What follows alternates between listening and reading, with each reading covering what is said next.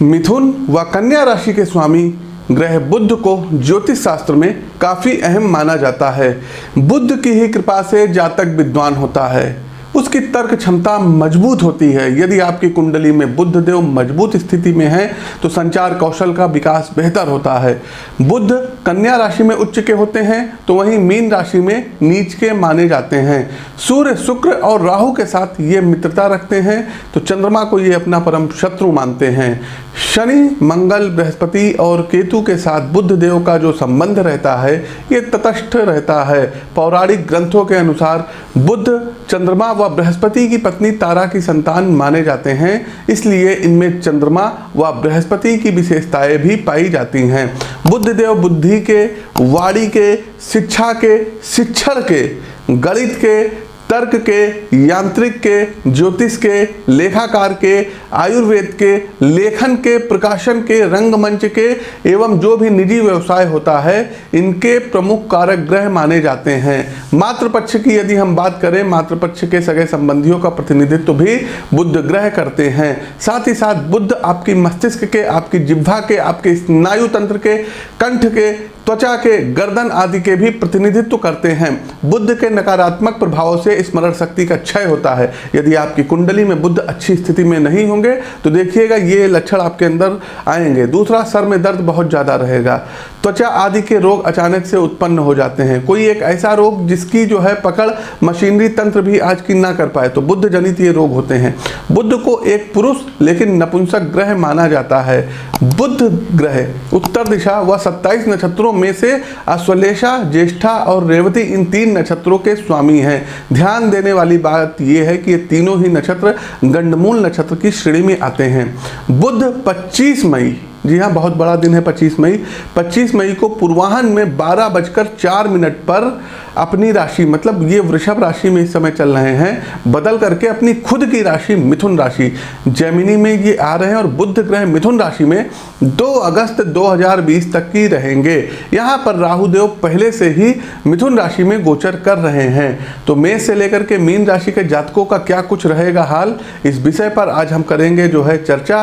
नमस्कार दर्शकों, मैं पंडित आशीष वत्स ज्योतिष के इस ऐतिहासिक मंच पर आप सभी सम्मानित दर्शकों का बहुत बहुत स्वागत करता हूं। दर्शकों, ये जो राशिफल बताने जा रहे हैं, करोड़ों करोड़ लोगों की राशियां आएंगी।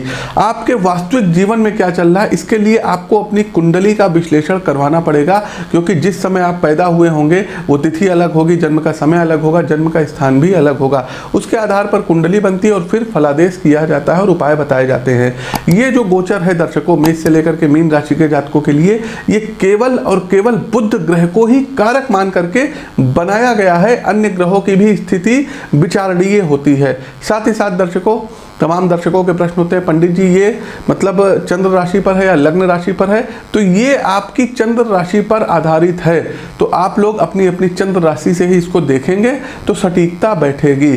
तो दर्शकों, यदि आप लोगों को भी हमसे अपनी कुंडली का विश्लेषण करवाना है तो स्क्रीन के दिए गए नंबरों पर फ़ोन कर सकते हैं। फ़ोन कॉल मान लीजिए किसी कारणवश ना उठे तो आप व्हाट्सएप पर मैसेज भेज सकते हैं। दोनों ही नंबर व्हाट्सएप पर है। साथ ही साथ जिस भी आप मंच पर इस कार्यक्रम को देख रहे हैं, जैसे फेसबुक हो गया, यूट्यूब हो गया, तो फेसबुक पर देख रहे हैं तो आप लोग प्लीज़ इसको जम करके शेयर करिए, कंजूसी मत करिए। साथ ही साथ यूट्यूब पर देख रहे हैं तो इस चैनल को सब्सक्राइब करने के साथ साथ बगल में बना बेल आइकन जरूर दबाइए। वृश्चिक राशि के जातकों, आपके लिए बुध अष्टमेश और एकादशेश हैं तथा आपके अष्टम भाव में गोचर करेंगे। दर्शकों, अष्टम भाव आकस्मिक धन लाभ का होता है, तो कहीं से आकस्मिक धन लाभ की संभावना है। व्यावसायिक रूप से भी अप्रत्याशित सफलता की संभावनाओं से इनकार नहीं किया जा सकता है। किसी सीनियर्स के रिटायर होने के कारण आपको उस स्थान पर पदोन्नत भी इस अवधि के दौरान किया जा सकता है। लेकिन बॉस से पंगा लेना, उच्चाधिकारियों से पंगा लेना आपके हित में बिल्कुल भी नहीं रहेगा। आपके स्वभाव में नेगेटिविटी आएगी, नकारात्मकता आएगी। साथ ही साथ आपके व्यक्तिगत तथा व्यावसायिक जीवन पर भी इसका विपरीत जो है असर पड़ सकता है। साथ ही साथ आप लोगों को अपने स्वास्थ्य का ध्यान देने की सितारे सलाह दे रहे हैं कि अपने स्वास्थ्य का जरूर आप लोगों को ध्यान देना रहेगा। बुध के गोचर के इस अवधि के दौरान आपको धन से जुड़े मामलों में सतर्कता से चलना पड़ेगा। एक छोटी सी भूल आपको कोई बहुत बड़ा नुकसान पहुंचा सकती है और गर्त में ले जा सकती है। कारोबारी किसी तरह की गुप्त संधि इस दौरान कर सकते हैं। साथ ही साथ वृश्चिक राशि के वे जातक जो धन संबंधी मामलों में अभी तक बहुत परेशान थे, अचानक लाभ होने की तमाम संभावनाएं रहेंगी। सेहत के प्रति आपका ढुलमुल रवैया आपको परेशानी दे सकता है, तो सेहत में सुधार के लिए आपको शारीरिक रूप से सक्रिय होना पड़ेगा, योग करना पड़ेगा, प्राणायाम करना पड़ेगा, साथ ही साथ जिम इत्यादि आप लोग ज्वाइन कर लीजिएगा। एक बात और बताना चाहेंगे कि त्वचा से संबंधी कोई बीमारी यदि है तो तुरंत आप लोग डॉक्टरी सलाह लीजिएगा, अन्यथा ये बीमारी बहुत बड़ी हो सकती है। वाणी में मिठास बनाए रखने की इस समय आपको कोशिश करनी पड़ेगी। छात्रों को शिक्षा के क्षेत्र में अच्छे परिणाम प्राप्त होने के लिए काफ़ी मेहनत करनी पड़ेगी। अपनी मेहनत को और बढ़ाइए और इजाफा करिए। जिन छात्रों को गणित से जुड़े विषय को समझने में परेशानी होती है, उन्हें इस दौरान अपने गुरुजनों का या सहपाठियों को उनकी आपको हेल्प लेनी चाहिए, मदद लेनी चाहिए। साथ ही साथ वृश्चिक राशि के जातकों वाहन इत्यादि सावधानी पूर्वक चलाइएगा, अन्यथा किसी प्रकार की दुर्घटना आप लोग कर सकते हैं। उपाय के तौर पर करना क्या रहेगा, तो बुधवार के दिन गौशाला में आपको साबुत मूंग की दाल का दान करना पड़ेगा। हर बुधवार को हरी घास, पालक हो गई, ये आपको गाय को खिलाना रहेगा। तो दर्शकों, कैसा लगा हमारा ये प्रोग्राम, कमेंट के माध्यम से हमें अवगत कराएं। आप यदि अपनी कुंडली का विश्लेषण करवाना चाहते हैं तो स्क्रीन के दिए गए नंबरों पर फ़ोन कर सकते हैं, या दोनों नंबर पर व्हाट्सएप की सुविधा है, आप लोग जो है व्हाट्सएप के माध्यम से पूछ सकते हैं। साथ ही साथ किसी भी प्रकार के रत्नों को यदि आपको, जैसे पन्ना हमने कई लोगों को सजेस्ट किया है, यदि आपको क्रय करना है तो आप हमारे संस्थान से क्रय कर सकते हैं। व्हाट्सएप पर आप लोग जो है प्राइस इत्यादि पूछ सकते हैं।